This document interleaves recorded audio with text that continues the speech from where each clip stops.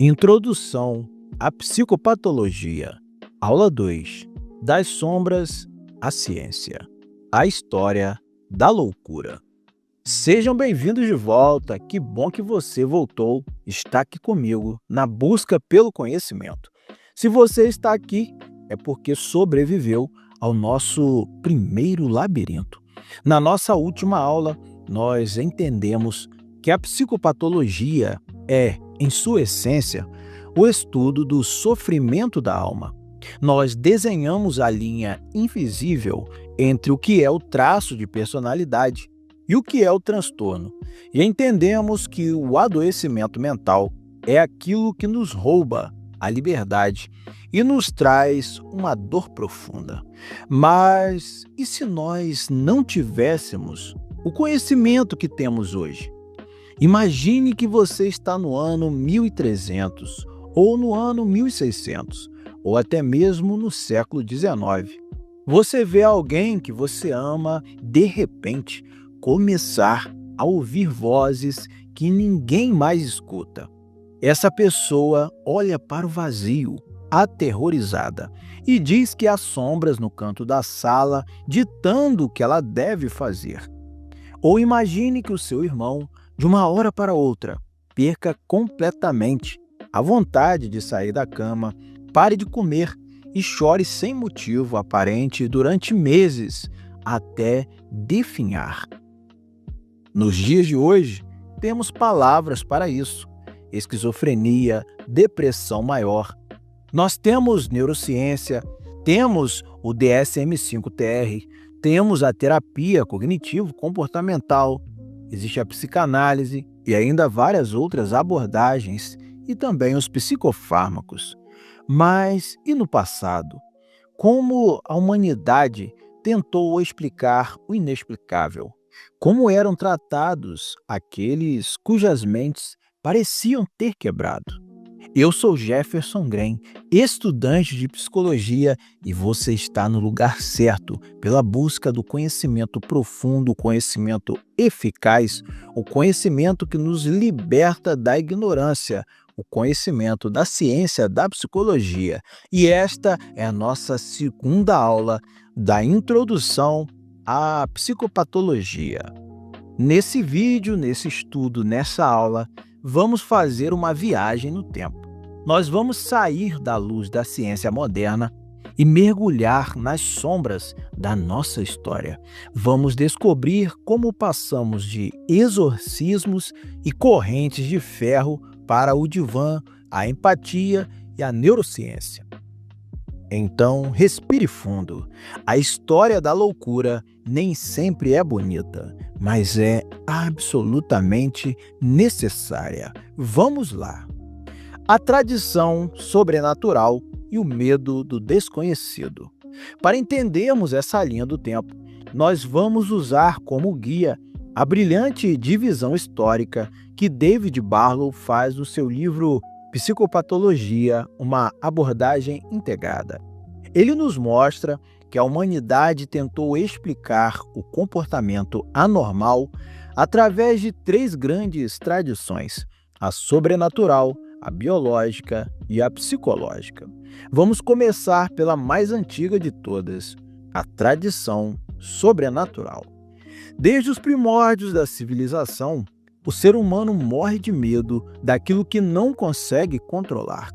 Quando os antigos viam um raio cair, diziam que os deuses estavam furiosos. E quando viam uma pessoa convulsionando no chão, espumando pela boca ou falando palavras desconexas com os olhos vidrados em delírio, a explicação lógica para eles, com os recursos que tinham, só podia ser uma: aquela pessoa havia sido tomada por algo de fora. Ela estava possuída. Foi assim que nasceram as explicações demoníacas, espirituais e mágicas para a doença mental. Durante milhares de anos, a loucura foi vista como possessão, castigo divino ou feitiçaria. O tratamento, tragicamente, seguia essa mesma lógica. Se o problema era um espírito maligno preso na cabeça da pessoa, a solução parecia óbvia. Era preciso fazer um buraco para que o demônio pudesse sair. Foi assim que surgiu a prática da trepanação. Arqueólogos encontraram inúmeros crânios de milhares de anos atrás, com furos perfeitamente circulares, feitos com pedras afiadas em pessoas que sobreviveram ao procedimento. Eles tentavam, literalmente, abrir uma janela no crânio para curar a convulsão, a enxaqueca ou a psicose. Avançando para a Idade Média, a situação ficou ainda mais sombria. Se a loucura era pecado ou feitiçaria, o tratamento passou a ser o exorcismo, a tortura ou a fogueira. Pessoas com esquizofrenia ou mulheres com depressão pós-parto severa eram frequentemente julgadas como bruxas. Elas não eram vistas como doentes que precisavam de cuidado. Elas eram vistas como agentes do mal que precisavam ser punidas. Mas é muito fácil olharmos para isso hoje e acharmos um absurdo. Porém, precisamos ter empatia histórica. O medo cega. Sem a ciência para iluminar o caminho, a ignorância se disfarça de justiça. O despertar da tradição biológica e a teoria dos humores. No meio de tanta escuridão sobrenatural, houve bolsões de lucidez, e o maior deles aconteceu na Grécia Antiga com um homem chamado Hipócrates, o pai da medicina.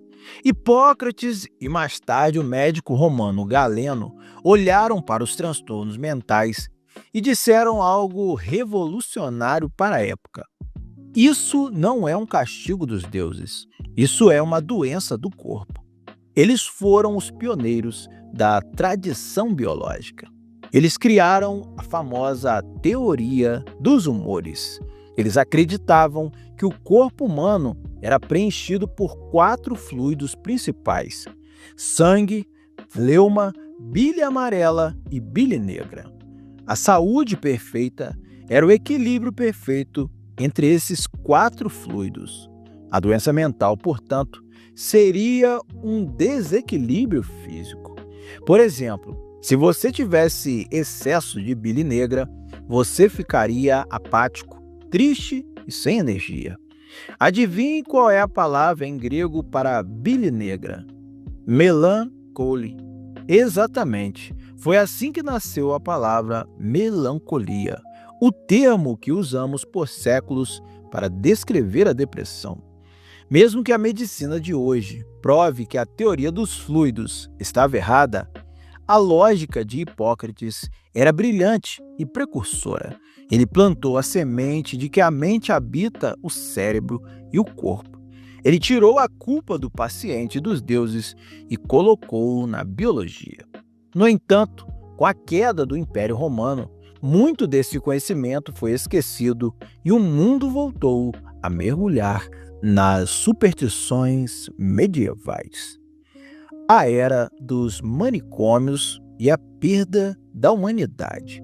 E então nós chegamos a um dos capítulos mais difíceis da nossa história. Se entre os séculos XV e XVIII a fogueira já não era tão comum, a sociedade encontrou uma nova forma de lidar com aquilo que a incomodava: esconder. Foi a era dos grandes asilos, os primeiros manicômios. Kaplan e Sadok, em seu livro Compêndio de Psiquiatria, narram essa fase de forma visceral. Os asilos não foram criados para tratar ninguém. Eles foram criados para limpar as ruas. Eram depósitos de seres humanos indesejáveis. Mendigos, pessoas com deficiência intelectual e, claro, os chamados loucos. O exemplo mais famoso e aterrorizante foi o Hospital de St. Mary of Bethlehem, em Londres, que ficou conhecido pelo apelido de Bedlam, uma palavra que até hoje significa caos e confusão na língua inglesa. Lá, os pacientes eram acorrentados às paredes em celas imundas. Não havia roupas adequadas, não havia higiene, não havia comida suficiente. O tratamento resumia-se a sangrias, cortar a pessoa para ela sangrar e acalmar, banho de gelo e isolamento. E o mais chocante, no fim de semana, a administração do hospital vendia ingressos para o público entrar e assistir aos pacientes como se fossem animais em um zoológico humano. As famílias ricas de Londres iam passear no domingo para ver os loucos. A loucura havia sido completamente destituída da sua humanidade. O paciente psiquiátrico deixou de ser uma pessoa que sofre. Ele se tornou uma sub-raça, uma coisa a ser enjaulada. Mas a noite é sempre mais escura logo antes do amanhecer. No final do século XVIII, em meio aos ideais da Revolução Francesa, um médico chamado Philippe Pinel foi nomeado diretor de grandes asilos em Paris. Pinel olhou para aquelas pessoas acorrentadas e fez algo impensável. Ele mandou soltar as correntes. Ele disse: eles não são animais. Eles são pessoas doentes e precisam de luz, ar fresco, dignidade e propósito. Nascia ali a terapia moral. No lugar de espancamentos, Pinel e seus sucessores propuseram diálogo, rotina de trabalho em jardins e compaixão.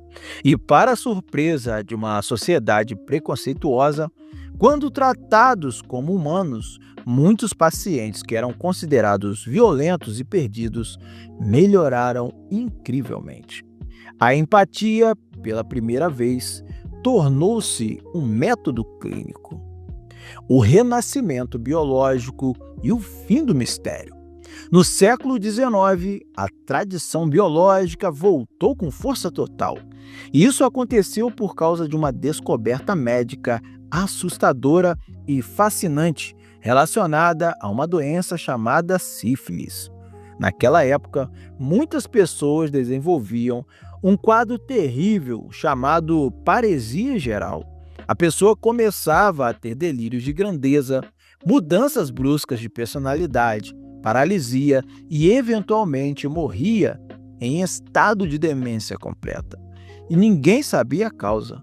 Parecia uma doença puramente mental e incurável. Até que, com o avanço da microbiologia, os cientistas descobriram que a paresia geral não era uma fraqueza de caráter, nem uma doença da alma. Ela era causada por uma bactéria, o Treponema pallidum, a mesma bactéria que causa a sífilis. A infecção subia para o cérebro e destruía a mente.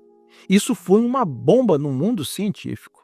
Pense comigo, se uma doença mental gravíssima, com alucinações e delírios, era causada por uma simples bactéria, será que todas as outras doenças mentais não teriam também uma causa física? Será que a esquizofrenia, a depressão e a ansiedade não seriam apenas defeitos químicos ou estruturais no cérebro esperando para serem descobertos? Essa empolgação foi cimentada por histórias como a de Phineas Gage. Talvez você tenha ouvido falar dele. Gage era um trabalhador ferroviário muito responsável e gentil. Em 1848, durante uma explosão acidental, uma barra de ferro de 1 metro de comprimento atravessou o crânio dele, destruindo parte do seu lobo frontal. Milagrosamente, ele sobreviveu. Ele conseguia andar, falar e suas memórias estavam intactas. Mas Gage não era mais Gage. Ele se tornou impulsivo, agressivo e irresponsável. A barra de ferro levou embora um pedaço do cérebro dele e, junto com esse pedaço, levou a sua personalidade. Isso provou de uma vez por todas que a mente mora no cérebro. Se o cérebro machuca, a alma sangra. O problema é que no início do século XX, nós já sabíamos que o cérebro era o responsável, mas nós ainda não tínhamos remédios. Foi aí que surgiram os tratamentos biológicos mais brutais e polêmicos da história. A indução de coma por insulina, a terapia de choque, que hoje, com anestesia, evoluiu para a segura eletroconvulsoterapia, mas que no passado era feita de forma violenta, e a famigerada lobotomia, cirurgias mutiladoras no lobo frontal. A verdadeira salvação biológica só chegou na década de 1950, com a descoberta acidental da clorpromazina, o primeiro remédio antipsicótico. Pela primeira vez na história da humanidade, nós tínhamos uma pílula capaz de diminuir o volume das vozes na cabeça de um paciente com esquizofrenia. Foi uma revolução sem precedentes. A tradição psicológica, o poder da palavra. Mas a biologia não explica tudo. Dar um remédio para baixar a ansiedade é fundamental, mas o remédio não apaga o trauma de infância que causou aquela ansiedade. É aqui que entra a tradição psicológica. No final do século XIX, enquanto alguns médicos procuravam bactérias, um neurologista austríaco chamado Sigmund Freud decidiu apenas sentar e escutar os seus pacientes. Freud percebeu que muitos dos sintomas físicos das suas pacientes não tinham causa orgânica. Ele descobriu que a mente é como um iceberg. A parte que nós controlamos é só a pontinha que está fora da água. A maior parte de nós, os nossos traumas, desejos e medos reprimidos, está escondida nas profundezas sombrias do inconsciente. Nascia aí então a psicanálise, a cura pela fala. Pouco depois, vieram os behavioristas como Watson e Skinner dizendo: nós não podemos medir o inconsciente, mas podemos medir o comportamento. Eles provaram que nossos medos, como fobias terríveis, são na verdade aprendidos pelo ambiente. E o que foi aprendido pode ser desaprendido. Nós tínhamos agora duas forças gigantescas: a biologia cuidando da química e a psicologia cuidando da história, da aprendizagem e da emoção humana. O paradigma atual. E isso então nos traz ao dia de hoje, ao momento em que você e eu estamos aqui estudando para cuidar do outro, para cuidar do próximo. Hoje nós não precisamos escolher entre o cérebro e a mente. A grande revolução da saúde mental moderna, ensinada por todos os autores de Barlow a Cheniac, é o modelo biopsicossocial. Nós entendemos que a loucura não é um espírito, não é apenas uma química quebrada e não é apenas um trauma isolado. Um transtorno mental é a interseção perfeita entre a sua biologia, sua genética, seus neurotransmissores, a sua psicologia, como você interpreta o mundo, como você lida com a dor, e o seu ambiente social, pobreza, preconceito, redes de apoio. Nós saímos das sombras dos demônios. Nós sobrevivemos às correntes de ferro de Bedlam. Nós passamos pelos eletrochoques sem anestesia e chegamos à era da empatia aliada à ciência rigorosa. Mas para tratar esse sofrimento complexo nos dias de hoje, os profissionais precisaram criar um mapa em comum. Se um paciente é atendido no Japão ou no Brasil, os clínicos precisam falar a mesma língua. Eles precisam saber exatamente o que configura um transtorno ou não. E é aqui que nós abrimos o nosso mapa do tesouro. Na próxima aula, o episódio 3, nós vamos colocar as mãos na massa. Vamos desvendar o mapa do tesouro, como usamos o DSM-5-TR e a entrevista clínica. Vamos entender como transformar a dor, o choro e a angústia de um paciente em um diagnóstico preciso, ético e libertador, sem nunca perder de vista a humanidade que resgatamos ao longo dessa história de séculos. Eu sou Jefferson Graham, estudante de psicologia e seu parceiro na busca pelo conhecimento profundo da ciência da psicologia em suas várias faces. Obrigado por caminhar comigo nessa segunda aula e já te aguardo em nosso terceiro episódio, na nossa terceira aula. Comenta aqui abaixo se você está gostando desse conteúdo, se está compreendendo, se está gostando da linguagem. E você sabe, aqui o Estudante da Psicologia, esse canal é um canal de estudo, de aprendizado, porque aqui eu desenvolvo esse material para o meu estudo próprio e compartilho com vocês para que vocês aí também desenvolvam e evoluam. Então, nesse estudo, nesse canal, nós realmente aprendemos juntos, não é conversa fiada. Estamos aprendendo sempre baseado em referências sólidas que você encontra na descrição do vídeo. Então, todo o nosso conteúdo aqui não vem da minha cabeça, não é achismo. Isso aqui é baseado em referência sólida, em livros conceituados, em autores já consagrados. Então, fique comigo no próximo conteúdo, na próxima aula que está incrível. Se inscreva no canal, é claro, curta, compartilhe esse vídeo aí no grupo da sua faculdade, é um material raro. E você sabe, psicopatologia não é um conteúdo fácil de estudar. E aqui a gente tenta desenvolver uma linguagem que eu compreenda e você também vai compreender. Então, te aguardo na próxima aula. Um forte abraço.